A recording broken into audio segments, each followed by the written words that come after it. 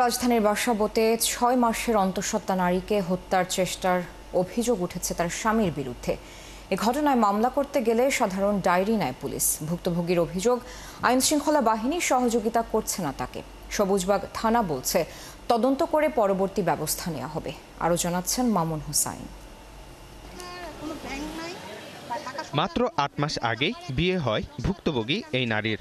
বর্তমানে সে ৬ মাসের অন্তঃসত্ত্বাও।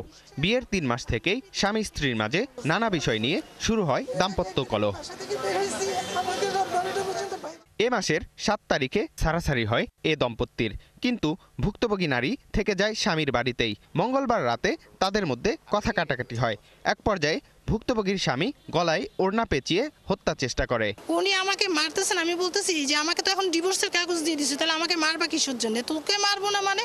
সে আমার চুল চেপে ধরে, আমার গলায় ওড়না ছিল, ওড়না চেপে ধরে মানে আমাকে মেরে ফেলতেছে। আমি ওনার সাথে ধস্তাধস্তি করে, ছেলে মানুষের সাথে কি পারা যায়? সোফার এটা পড়ে যাচ্ছে, আমি চিল্লাচ্ছি। ঘটনার পর জাতীয় জরুরি সেবা 999-এ ফোন করেন ভুক্তভোগী। পুলিশ ঘটনাস্থলে গেলেও কোনো মামলা নেওয়া হয়নি বলে অভিযোগ করেছেন ওই নারী।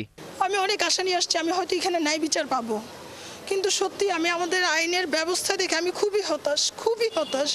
ভুক্তভোগীর স্বামীর সাথে যোগাযোগ করা হলে এ বিষয়ে কোনো মন্তব্য করতে চাননি তিনি। আমার এখানে কোনো বক্তব্য নেই।